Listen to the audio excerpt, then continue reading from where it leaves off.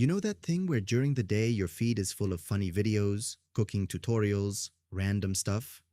And then at 3 a.m., it's all deep philosophical quotes, motivational speeches, and videos about life decisions you never made? That's not the algorithm being weird. That's you being different.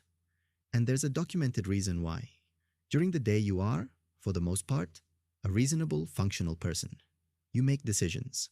You filter what you say. You think before you act. You are, by most definitions, in control. By midnight, that version of you is exhausted. Not tired in the way your body gets tired. Tired in a very specific, measurable way. Your prefrontal cortex, the part of your brain responsible for rational thinking, impulse control, planning, and filtering what you say and do, has been running non-stop since you woke up. Every decision you made today, every conversation you navigated, every moment you stopped yourself from saying something, that was your prefrontal cortex working. And by night, it has nothing left. This is called decision fatigue. And the research on it is not subtle. Judges give harsher sentences later in the day. Shoppers make worse purchasing decisions in the afternoon. Doctors prescribe more unnecessary antibiotics as their shift goes on. The prefrontal cortex degrades with use. And by the time it's late enough that the house is quiet and your phone is the only light in the room, it is running on almost nothing, which means everything it normally filters, emotions, impulses, thoughts you'd usually ignore, starts getting through. This is why you suddenly want to text someone you have no business texting at 1 a.m. Your rational brain would have stopped that at noon. It would have reminded you why that's a bad idea. It would have calculated consequences, but at 1 a.m., that part is gone. What's left is the emotional brain. And the emotional brain only knows that it misses someone, so it picks up the phone. Now here's where it gets interesting. The brain changes at night aren't only about losing control, they're also about gaining something.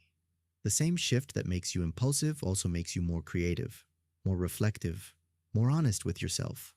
When the prefrontal cortex stops filtering, it stops filtering everything, including the thoughts you suppress during the day, the things you don't let yourself think about when you're busy, the questions you push aside because there's always something more urgent. At 3 a.m., there's nothing more urgent.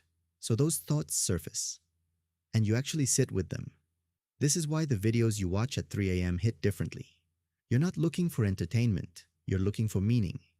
Because the part of your brain that tells you to be practical and move on is offline. And the part that actually wants to understand things is finally getting airtime. Your circadian rhythm is also playing a role here. Throughout the day, your cortisol levels, the hormone associated with alertness and stress, follow a natural curve. High in the morning, slowly dropping through the afternoon, low at night. As cortisol drops, it takes your sense of urgency with it. The mental pressure of the day lifts, and in its place comes something quieter, more open, more emotional. The night version of you isn't broken, it isn't wrong. It's just you with less armor on. The same person, fewer layers. And that version is genuinely more creative, more emotionally honest, and more capable of certain kinds of thinking that the daytime version actively suppresses. The problem is that version also has terrible judgment about what to do with those feelings. So the thought at 3 a.m. is real. The emotion is real. The insight sometimes is real. Just maybe don't send the text.